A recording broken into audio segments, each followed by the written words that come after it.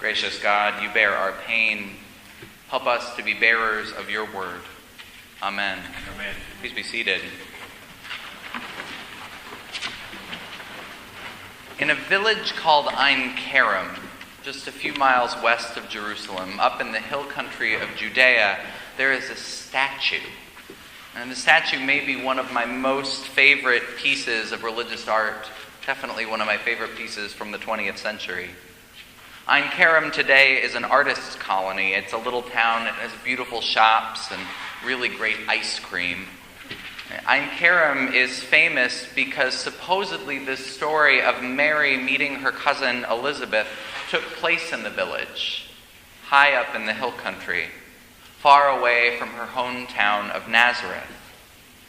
The statue that I love, it's all curves. The figures are elongated and feminine. Mary and Elizabeth meet together.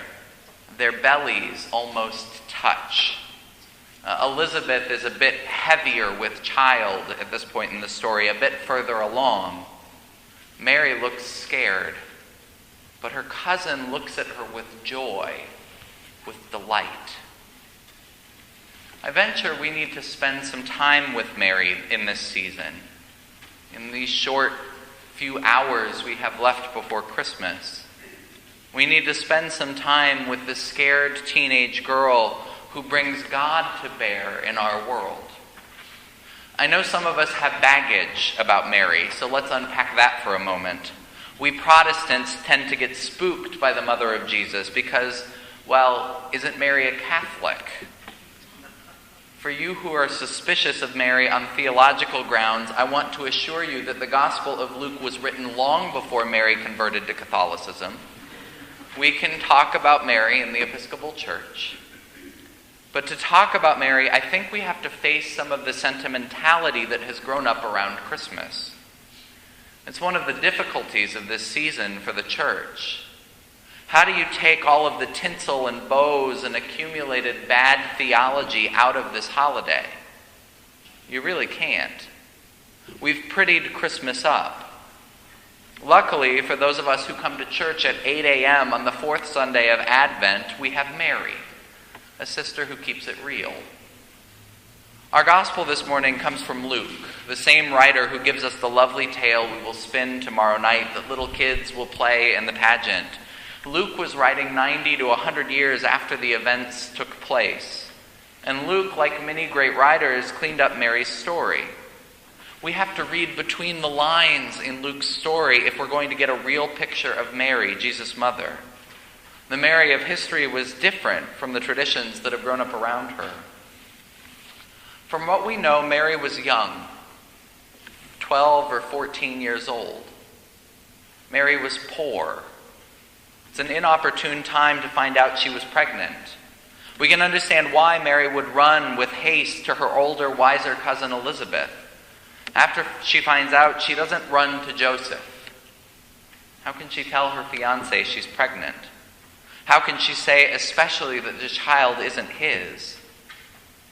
Earlier in Luke's gospel, in the chapter before this one, the angel says to Mary, "You will conceive and bear a child," and Mary's response is, "How can this be? How can this be?" Question that so many of us have spoken at some of the darkest moments. How can this be?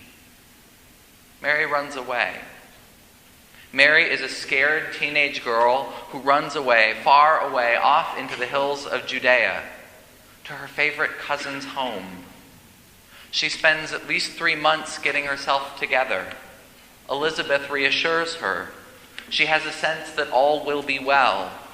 Her own child kicked when Mary showed up. Surely that is a sign God is with them.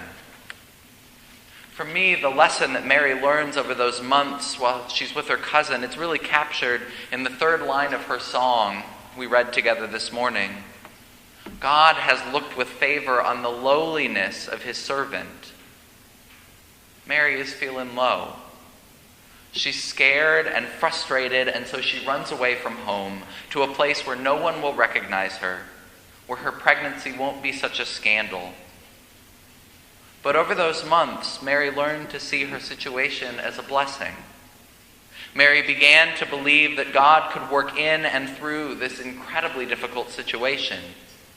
Mary found faith in a God who could bring blessing even in the most questionable circumstances. Mary learned the hard lesson of the spiritual life. Faith is not about having your life all together. Faith is not about having answers. In fact, if you have all the answers, if you have it all together, you don't need faith. You don't need faith if you have your life all together. But honestly, who has it together? Raise your hand. I thought so. Faith is for the confused and the frustrated.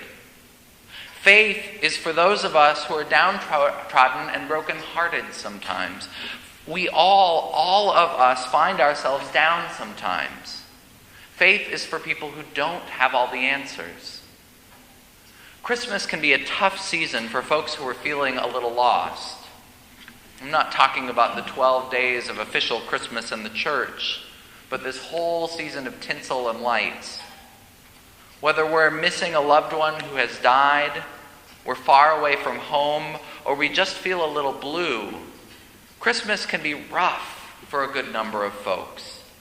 All that sentimentality can feel like a bright spotlight on those who don't feel perfect all of the time. If you're a little down around the holidays, you're not alone.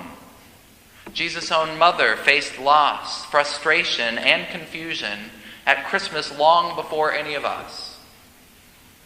I think we need to spend some time with Mary, the real Mary, because she helps us understand what it means to be a person of faith in a dark time. So as an Episcopalian, a Protestant Episcopalian, I got to tell you, I believe in Mary, a scared teenage girl who ran away when she found out she was pregnant. I believe she felt humiliated and frustrated. I believe she felt like her world was coming to an end. And I believe God met Mary in those frightening months, like God meets us. I believe God comes to us in what can seem like the darkest moments of life, in the midst of terror, in the midst of frustration, when we are at our wits' end. That is when we need God. Faith is for the frustrated. Faith is for those who don't have the answers. Faith is for people who need some help. Faith is for those of us who might feel a little blue around Christmas. I can understand why Mary is so adored around the world. In Mexico, the appearance of Mary as the Virgin of Guadalupe is honored. Indigenous Americans saw in the appearance of Mary a faithful person who looked like them. The image of Mary as Guadalupe is dark-skinned, dressed in traditional indigenous colors. In Lourdes, France, thousands come to a shrine to Mary from around the world looking for healing. Mary knows what life can do to us. Mary identifies with the suffering, the persecuted, the confused. Because something happened to Mary. Something that happens between the lines of our gospel. Mary changed from the scared girl who ran away into the mother of Jesus, strong enough to bear with God through the most humiliating circumstances.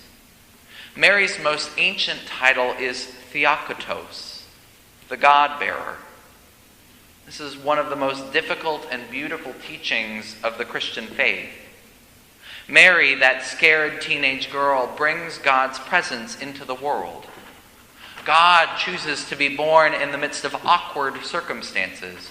God chooses to be born to someone who knew what it was like to feel a little low.